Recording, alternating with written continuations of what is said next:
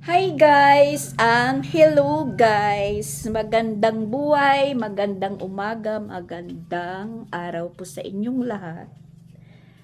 For today's video is, ayan, mag-ano na po tayo mag-umpisa sa ating routine dahil ako na lang po yung tao dito sa bahay. Kaya, samahan nyo po akong maglinis. Umpisa natin is dito sa lababo.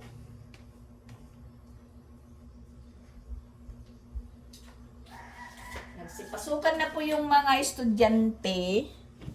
Medyo nalitlit sila ng pasok dahil halos magdamag po yung ulan. Mga alas 2 ng madaling araw, sobrang lakas ng ulan po guys na ang akala ko hindi titila at hihinto yung ulan na papaisip tayo baka walang klase ngayong araw kasi minsan nahuli po yung advisory na walang klase, so hinintay-hintay lang natin na sabihin may klase. Hinintay natin yung group chat. Hindi na ako nagtatanong-tanong or hindi na ako nagchat-chat sa group chat dahil lahat naman ng kasali sa group chat, mga parents, ganun ang tanong. Good morning ma'am, meron ba tayong klase ngayon? Minsan nahuli po yung reply ng mga guro. Kasi sila din is naghihintay din ng sasabihin na walang klase, suspended. Kasi ang napakalakas talaga ng ulan. Ulan kaninang madaling araw na halos magdamag sa na hindi humuhupa yung ulan na mula kahapon, umulan, tapos medyo mihina, tapos iwan pa yung kunting ambon. So, ganun. Kahapon, medyo ano pa po yung labas ni Sia at saka ni Chrislyn. Maaga pa. Kasi, mga alas 2 pasado, nag-chat po sa GC na kung sino po pwede nang kunin yung mga bata, pwede nang sunduin. Na ngayon lang po na araw ito, na magiging maaga pa yung labas. Kasi, yun nga, dumilim yung kalangitan. Tapos, talagang malaking ulan yung magaganap. So, yung mga ngayon, mga teacher, siguro na pag meetingan nila, na pag ganyang panahon na may darating na uulanin na malaki is pauwiin na po yung mga bata. Chat kasi sa GC, sabi kunin na yung mga bata na ngayon lang po ito dahil may paparating na ulan na malakas, baka biglang bumundak daw. Biglang bumuhos, biglang umulan. Yun po yung sabi sa GC. So yun naman, wala namang operation sila Christian kahapon, so nakuha yung mga bata.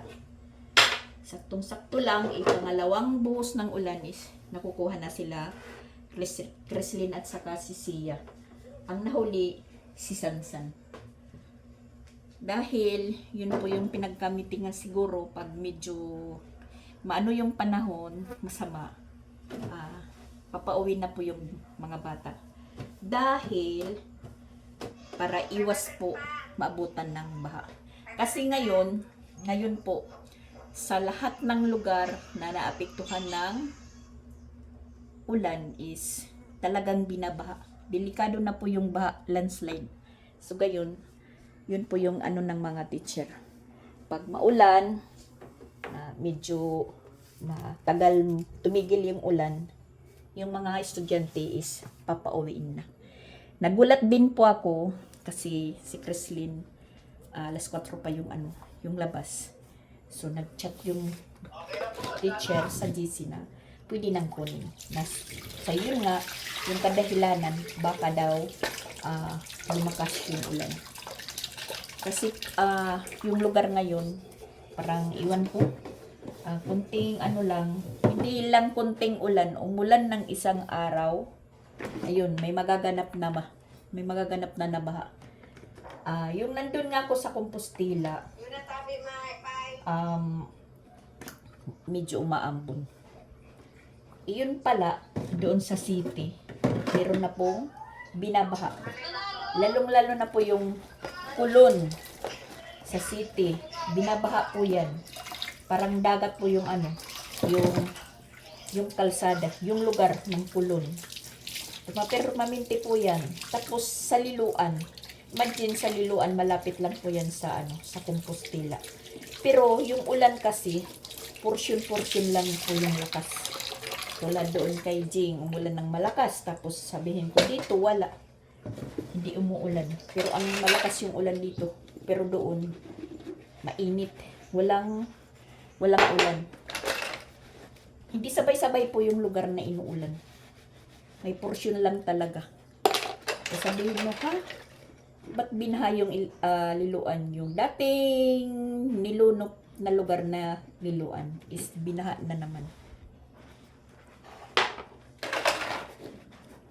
Marami kasi akong nakikita sa sa Facebook. Kasi yung ulan, pag walang ulan dito sa Patag, yung ulan is nandun sa bukid. Yung malakas yung ulan, maraming lugar po yung naapektuhan. Na ayun, may pumuputok na dam, umaapaw na yung dam sa tubig. So, syempre, yung tubig is malawak po yung napupuntahan. Marami po binabahaan na lugar na sasabihin mo, ba't nagkabaha? Ang sobrang init naman. Diyan mo mapapaisip ka ng ganoon. Kasi ngayon yung ulan is talaga babantayan na. Dahil hindi maulan dito sa lugar, sa ibang lugar is maulan. Siyempre yung tubig is dadaloy kung saan-saan po napupunta sa lugar. May binabahan na lugar na sasabihin na wala ngang ulan, ang init-init, pero ba't bumaha sa kanila? Kaya ayun. Kaya yung mga teacher ngayon, nagiging awareness na po sa ulan. Kaya nga kahapon, sabi ko ba't ang aga? Yun pala, hindi ko pa natatapos yung chat ng teacher. Ngayon pala yung dahilan. Dahil baka daw kuno bumundak yung ulan. Kung sino lang pwedeng kumuha sa mga bata, pwede nang kunin. Mga 2:59 po. Siguro yun mag-chat sa GC. Pag-chat naman ng GC ng grade 5, nakakaalis na si Christian para kunin si Sia. Mabuti na lang si Sia, nakita po yung classmate ng ate niya. Tapos, ayun, tinanong kung bakit nandito ka na sa labas. Yun, sinabi na, na nila, labasan, pinapauwi na sila. Kung hindi yun nakita, yung classmate ni Chrislyn, ni Sia, makakabalik si Christian uli dun sa eskwelahan. Buti na lang nakita. Late na kasi yung chat, nakakalis na si Christian. Hugasan po yan kagabi. Yan po yung first routine natin, maghugas.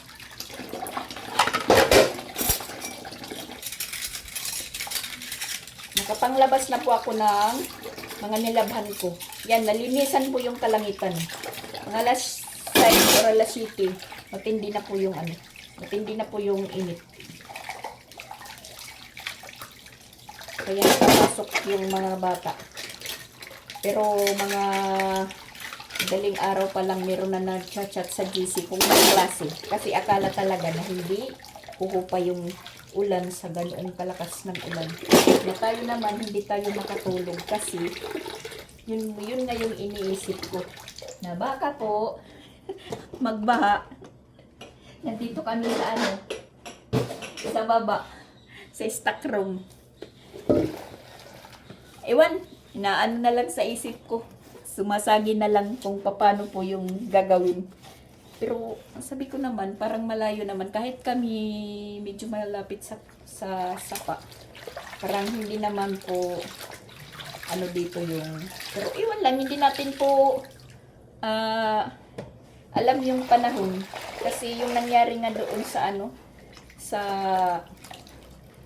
Compostela nung magbagyo Tino na kampante lang, sasabihin hindi babahain,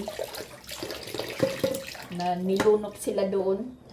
Pero hindi naman natin yung masasabi na hindi magaganap yung lunok kasi malapit lang talaga sila sa sa sapa. Dito naman meron po na ako naririnig nung magbagyo daw. Nagbaha din po dito. Pero yung tubig, yun nga, yung tubig mula doon is doon po yung takbo. So ang binaha daw doon sa iskina ng patag. Malapit lang yun sa tulay, silungan tulay. Yung tubig daw doon is tagaliig yung lalim. Doon binaha. Yung tubig is galing dito. Kasi yung doon, yung meron yung kanal siguro, yung agasan para diretso sa dagat is nakikita ko naman is barado. Maraming mga dahon-dahon, walang naglilinis. Na yun nga yung first time namin po dito na nakatira, mga ilang pa lang kami buwan na lumakas po yung tubig na dito talaga binabaha. Nakita niyo naman kung paano pag umuulan na yung tubig halos pumasok po dito.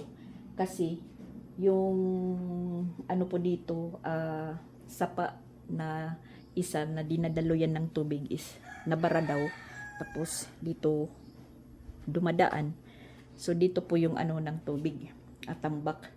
Tapos nang maayos po doon, dito medyo hindi na tinutubig.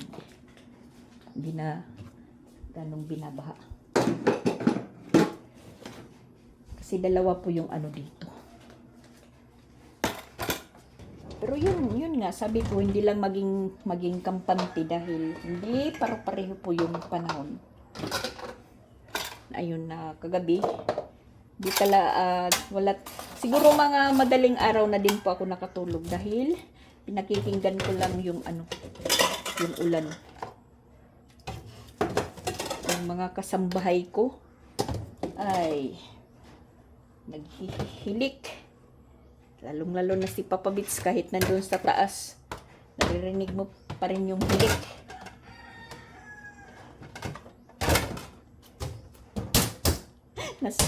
Minsan sumasagi sa isip ko, pag nagkataon bahain dito, ako kaagad yung sabi ko naman sa isip ko, tatakbo agad ako pataas.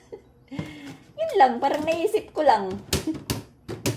Kasi siyempre, nandyan ako sa stock room, tapos yung likod, dyan po yung malakas yung agos ng tubig pag umuulan ng malakas. Papunta doon sa kabila.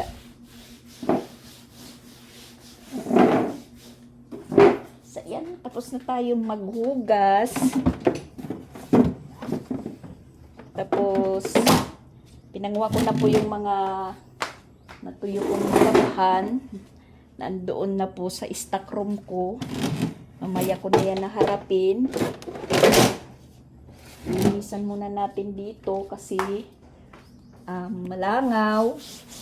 Maatake po yung langaw.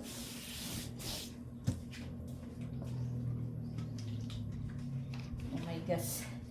Pati sunrox. Kunti na lang yung laman.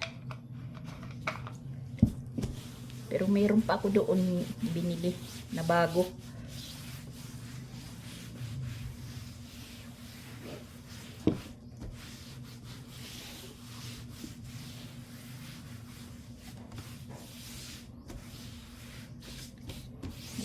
kasi. Yan, so dilagyan natin ng sunrox yung mantel para yung langaw is lumayo.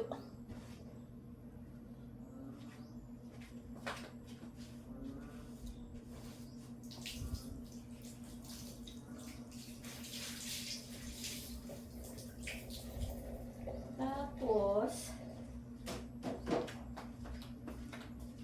yan, ano na ngayon, magwawalis tayo bago magpunas ng sahig.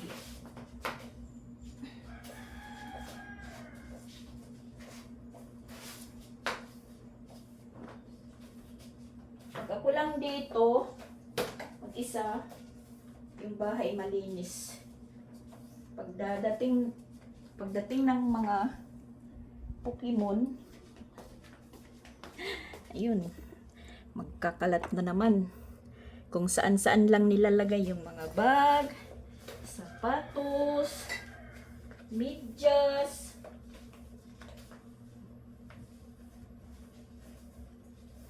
Para na lang po akong sirang plaka. Ulit-ulit sinasabi. Wala, hindi talaga nasusunod.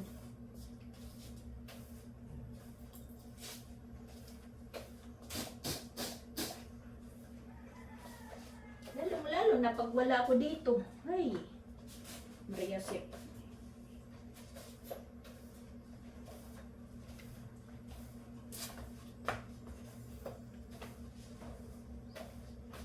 Wait, nakapupupo ako.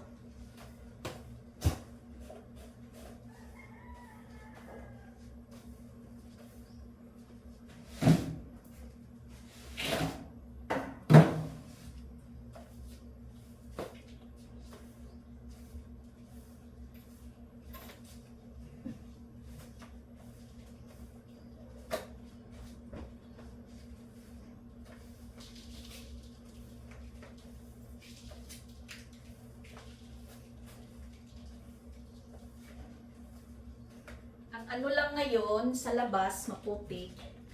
Kakatamad ko lumabas. Naglabas nga ako ng mga hinangir ko, ano-ano yung chinilas natin. Dumidikit sa putik.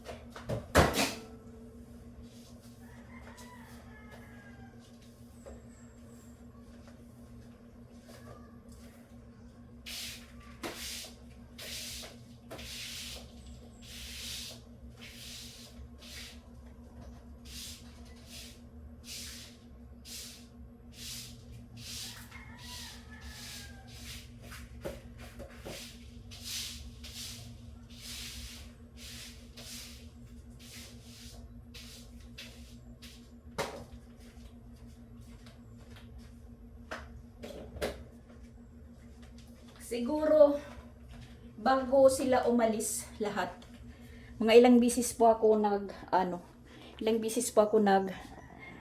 sisiphid, nagwawalis dito sa loob. Kasi pag nagigising ako sa umaga, bumabangon ako alas 5, nagsasaing.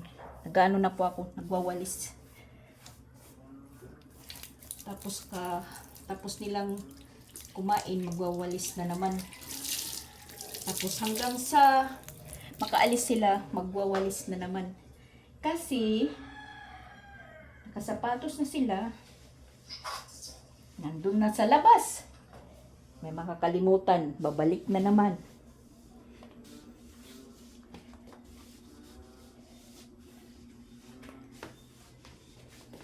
Tas ako umaga pa, basura kaagad yung inaatupag ko. Dahil pag nagigising na kami sa umaga, yung basura namin is nakabaliktad. May pusa po na hindi taga dito na nagpupunta lang dito sa bahay. Mamirewesyo. Ulam namin, hinaharaw, tulad ng isang gabi, yung litson manok nga. Nilagay lang dito sa mesa, tinabunan. Kung hindi pa si Papa Bates umakyat pataas, hindi nakikita yung ano, yung ulam na tinutulak. Malapit na pong mahulog. Siyempre, pag nahulog na, nandun na sa baba, ayun, aanoy na nila. Pagpipistahan na,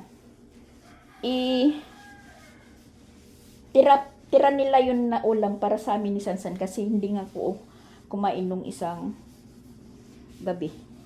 Pag nagkataon na hindi po nakita yun, nawawalan ng ulam si Sansan. Tapos kahapon, yun nga, sabi ko, yung para sa akin na ulam, prinito ni Christian, yan po yung naging ulam niya sa tanghali. Nagtira pa siya ng isa. Dito din nilagay sa misa. Buti na lang ako, pumasok. Pagpasok ko, tangay-tangay na po yung ano, isang buong, o isang piraso na, yung isang hiwa ng manok. Tangay-tangay na po ng brown na pusa. Tapos binato ko ng kutsara. Oh, sapul. Nabitiwan po niya yung ano. Nabitiwan po niya yung manok. Nakuha ko. So, ang ending, si Shera po yung kumain. Pinakain ko kay Shera. Hinalo ko sa ano, pagkain niya. Swerte si Shera. Kasi dito dumadaan yung pusa. Oh. Mga sabihin na lang natin na merong asong gala. Meron dito ding pusang gala. Napakarami po. Hindi po yun amin mga pusa. Nagpupunta lang sila dito para mamerwisyo. Siguro tinitingnan-tingnan lang po yung ano, yung misa namin kung ano po yung nakalagay. Kaya ayun, maatake sila. Tapos malakas kaya yung pang-amoy ng ano, pusa. Mas talo pa yung pusa namin dito. Yung pusa namin, pumapasok lang kung wala kami. Oy! Naputol yung video natin dahil may dumating po na parcel kay Ronald. Pero okay naman. Bayad na po kasi nag-send po siya kagabi. Ayan, dumating po si Papa Bits. May dalang ulam. Tas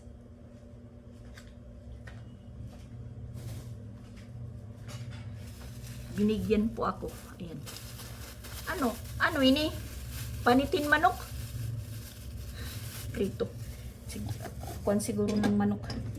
Yan. Kakain muna tayo. May kunti pa ditong kanin.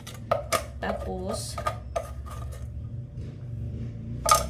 magsasayang lang tayo ng ilang takal kasi baka umuwi si Christian mamaya.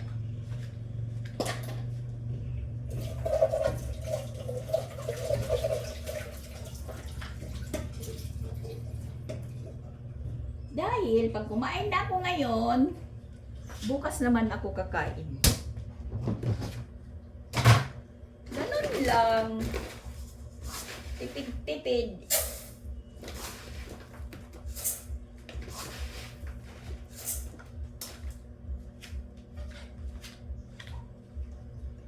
Di.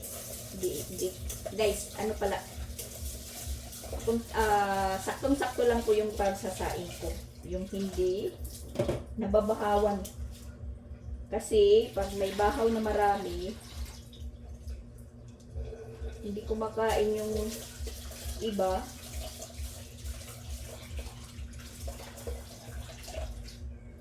Maraming nasasayang na kanin. Pero may nabasa po ako sa Facebook din or sa YouTube. Yung bahaw daw is medicinal. Medicinal din po yung bahaw. Makibahaw po ako. Siguro ganon. Lagi lang tayong ano.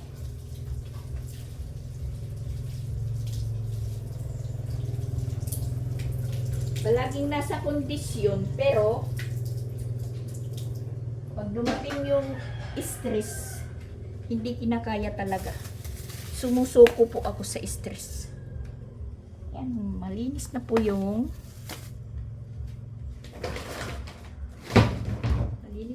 sahig. Malinis na po. Malinis na po dyan. Malinis na po. Lahat po is malinis na. Wala nang pakalat-kalat. Tapos, kakainan natin. Kain tayo para mas malakas pa.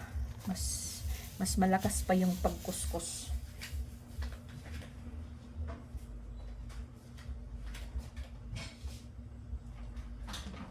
Patayin yung electric fan. Tapos kain tayo. Dito tayo sa labas. Mauupo tayo dito sa labas. Ay! Nandito pala sa upuan yung mga ano ko. Mga tupiin. Kala ko nandoon na sa stock room. Yan. Isang upuan. Kinuha ko na kasi. So, mamaya na to. Maghihintay po siya sa akin. Yan. Shoot that ball. Yeah. Doon kayo doon. Magtagok muna kayo doon. Kasi kakain po ako. Paandarin yung electric pan dito kasi mainit. Tingnan nyo naman, liwa-liwanag nang dahil po sa init ng araw. Parang kukunin na tayo ni Lord. Nakalimutan pala akong hinanger dito na t-shirt ni Sansan. So, ibutang natin. Ibutang or ilalagay. Yan, yung ano ni Sansan. Parang shopping center. Yan po yung parcel ni Ronald. Sunglasses, tapos yung isa daw is pabango. Tapos kain muna tayo guys. Iano ko sa kalendaryo na nakapag-breakfast po tayo ngayon. Yung pupo ko is nandun sa loob. Nakaupo kasi ako sa panel ni Rosan sa pupo. Nagpanel si Rosan, doon pa ako nagtasking. So yun, tingnan natin. Ako matigas. Ano to siguro? Bituka ano? Marami tala. Manok. Bituka. Walang sausawan. Hmm? Dito na pala ito akong bayot. Tsaka meron pa kaming sitaw na natira kagabi. Adobong sitaw.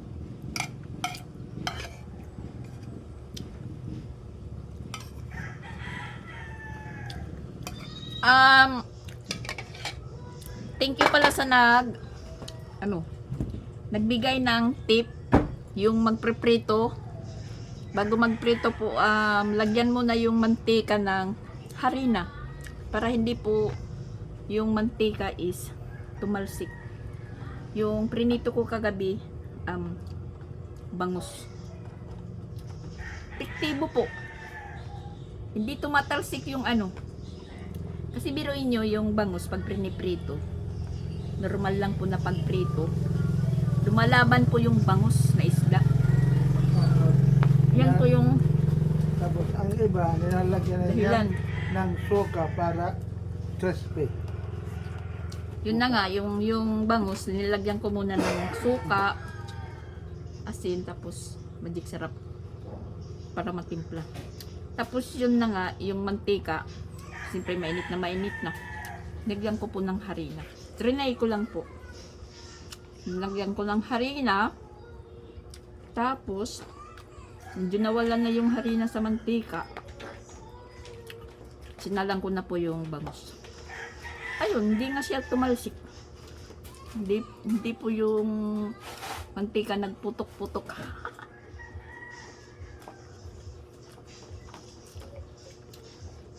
Na-try ko na din.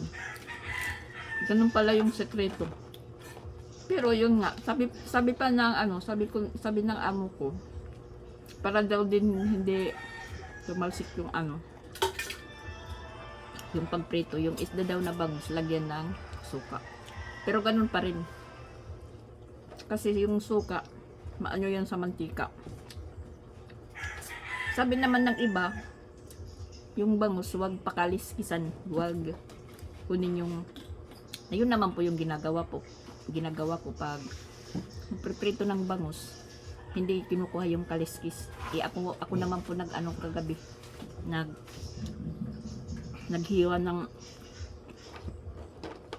bangus.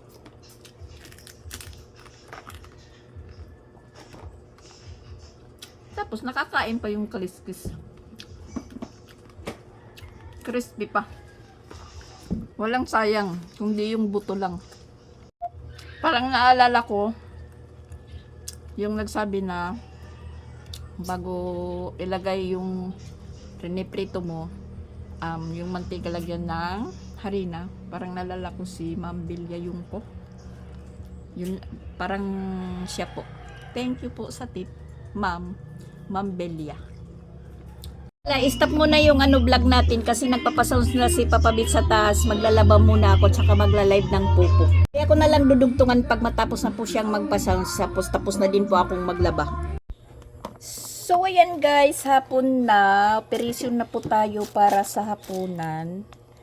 Magluluto ng ulam. Bicol Express. Tapos inutusan ko si Papa Bits na magkayod ng lubi. Mas pinili po niya yung maghiwa-hiwa ng karni.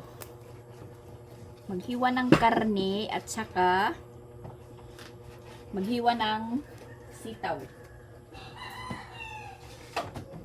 So bali, tayo na lang po yung magkakayod. Yan po guys. Yan po yung pinili niya. Ano ito na yung kutsilyo? Mapurol. Baira. Umaano lang po yung nguso.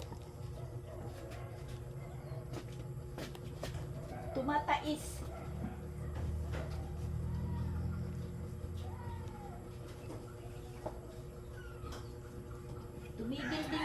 Tumigil din po siya sa pagpapasounds. Kaya tayo naman, gagawin natin is magkakayod ng niyog. Tayo na lang po yung magkakayod guys. Kasi tayo naman po yung malakas.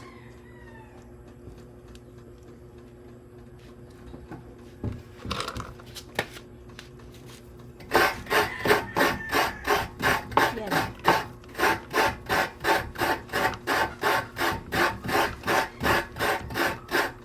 Ganado naman po magkayod kasi matalim yung kayuran.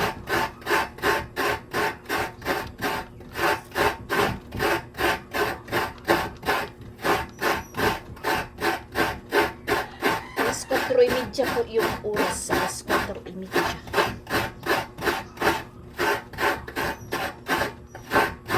Natuloy din yung pagbibicol express natin.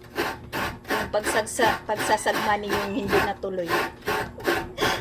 Uwi ko sa minatamis na saging na naubos naman. Walang nailagay sa ref. Dahil minukbang.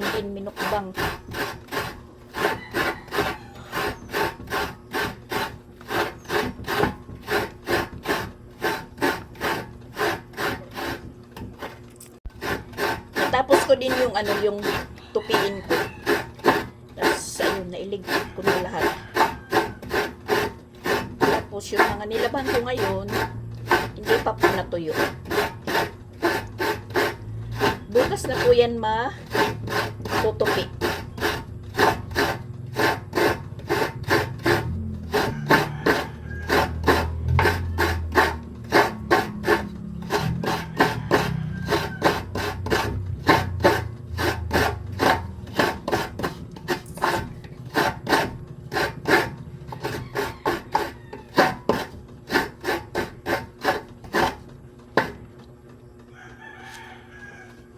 Tapos na yung isa. Yung snack ni Sia hindi naubos. Lagyan po natin. Isa na. Nadurog. Lagyan natin ng niyog. Para masarap. At saka parating na sila Kreslin at Sansan. Naunahan pa natin si Papa Bits. Tapos na po tayo. Gagawin natin, magsasaing muna ako.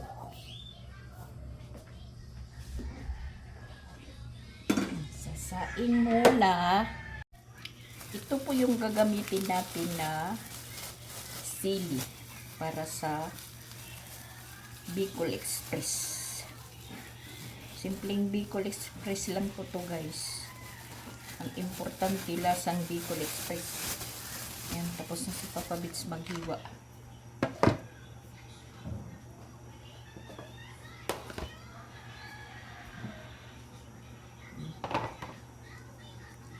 Charan!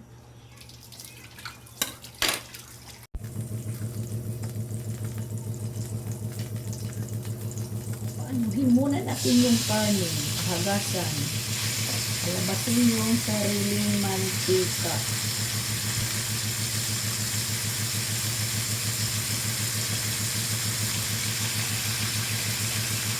Ilang po kung magmaanghang to guys kasi wala pong pulang sili.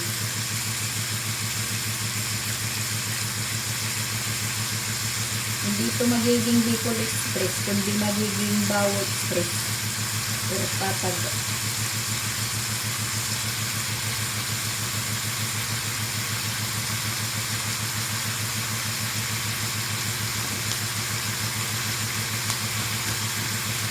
Yan lang kasi po yung sili. Green lang. Yung siling labuyo.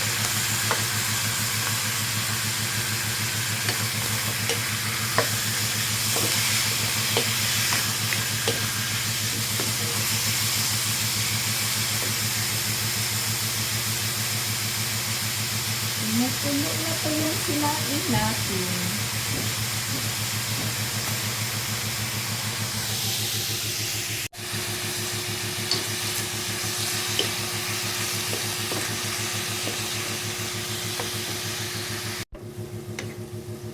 Tingnan nyo, hindi nga natin linagyan ng sabaw.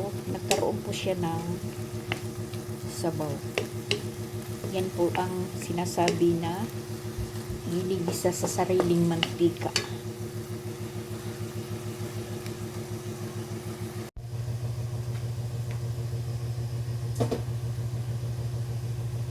Lagay na natin yung pangalawang gata. Utibas. Sa madaling salita, utibas.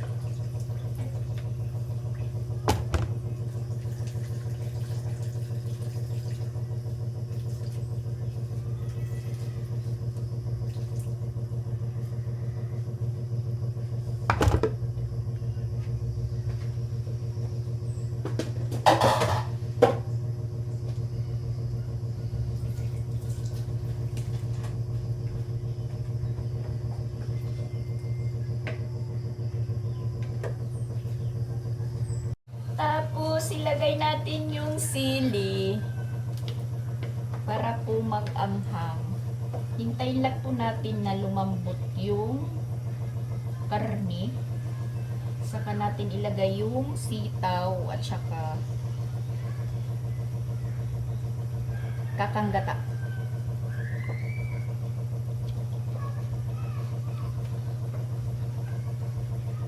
Medyo malambot na po siya guys. Medyo malambot. natin yung sitaw.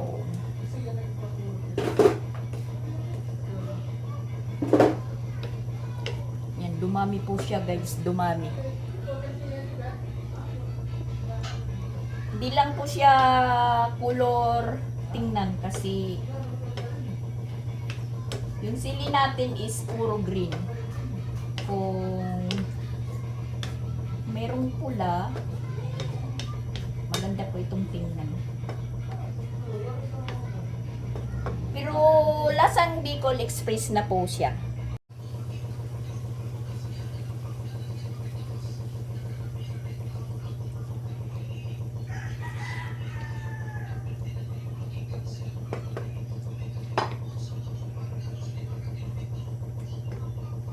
Pakuluin lang muna guys. Malapit na po siyang maluto.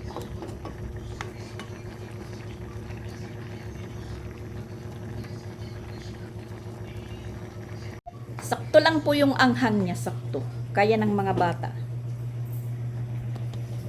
So wakas nakapagluto din po tayo ng Bicol Express guys. Pero hindi natin masasabing Bicol Express po kasi dito ko linuto sa Patagbawo.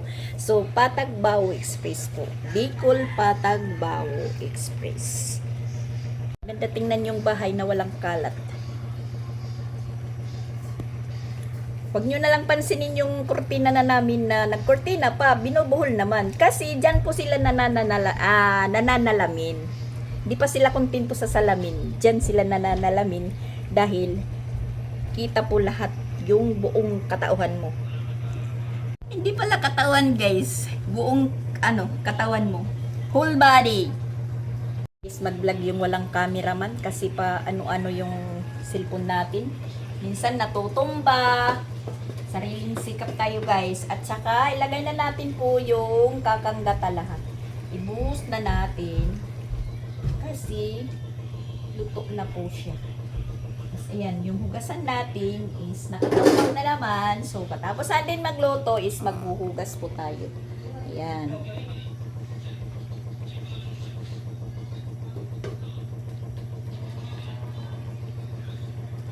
Ayan na po siya. May finished product ulam.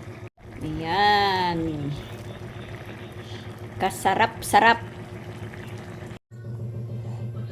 Siyempre, tapos na tayong magluto ng ulam namin. Hugasan natin po yung pinaggamitan ko. Para mamaya, hindi na lang yung hugasan natin. Tsaka maaga pa naman, maliwanag pa. Kaluto na po ako ng ulam. Kaluto na po ako ng kanin. Umalis pa naman si Sansan. Bumibili po ng Biogesic at saka Bioflow. Kasi masakit yung ulo ni Christian. Parang sinisipon. Ako rin parang masakit yung ulo ko. Hindi ko lang iniinda. Nirelax ko lang konti, nawawala. Hindi ako kasi mahilig uminom ng gamot. Yung vitamins ko nga dyan, kakainom lang po ako kung naalala ko. Kasi yung panahon ngayon, papalit-palit po yung klima. Maulan, mainit. Kaya ayun. Kung hindi kaya ng resistensya mo, talagang dadapuan ka ng lagnat, sipon at ubo. Ako parang inaanuhan na lang po ako ng sakit. Pinapasbay. Natatakot sila sa akin. Buyag. Bawal po magpasakit si Mama Dax. Guys. Pero in fairness, yung likod ko talaga is masakit. Minsan hindi ako nakakatulog. Yung likod ko talaga. Pero hindi lang naman po ako yung nakakaramdam ng sakit ng likod. Marami. Iwan ko kung sa lamig po yan. Sa pagod. Sa sabihin natin overpacking. Pero parang nakakaya. Nawawala naman pag papahaplos tayo kay Crispin. Nawawala siya pero hindi 100% po na nawawala. Mayroon pa rin natin na nararamdaman kunti.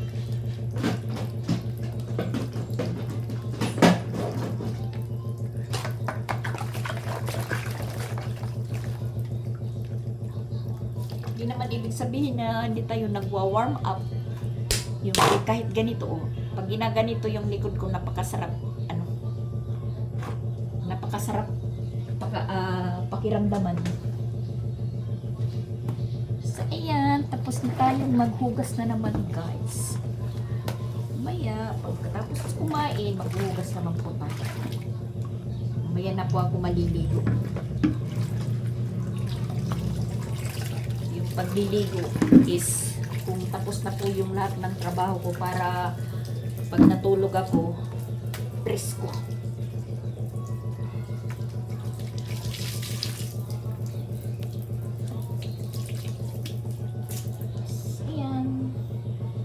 Maagang-maga pa, guys. Ayan. Maliwanag pa po yung labas. Wow! Yung sangkalan namin, guys. Yan, maliwanag pa. Diyan pa yung mga iba nating mga nilabhan ngayon. Hindi pa tuyo. So, dyan lang muna sila. Yan. Ayan, gusto nang makikain si Crislin. Nagugutom na daw po siya. Nagugutom na po siya pagkatingin sa niluto kong ulam, guys. So, maghahain na po tayo.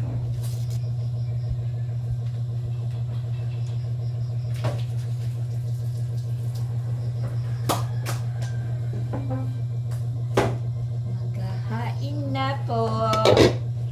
Nagugutom na daw si Chris. Guys, pukuan didahin.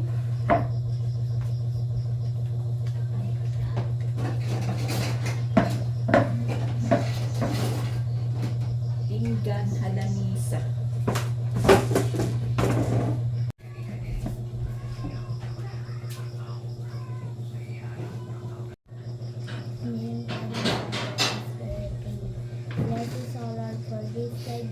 We shall work receive for the advantage of Christ over the Pangaon!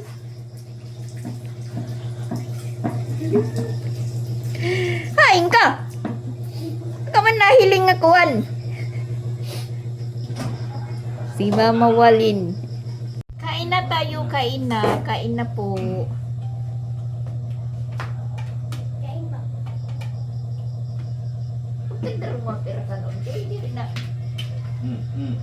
San? Na po yung routine natin sa buong maghapon. Ayan. At saka ayan, tapos na po tayo. Tsaka napansin ko po, guys. Ano na po? Ayan, full moon na po siya, guys. Full moon na po. Yan po yung buwan. Klarong-klaro po dito sa bintana.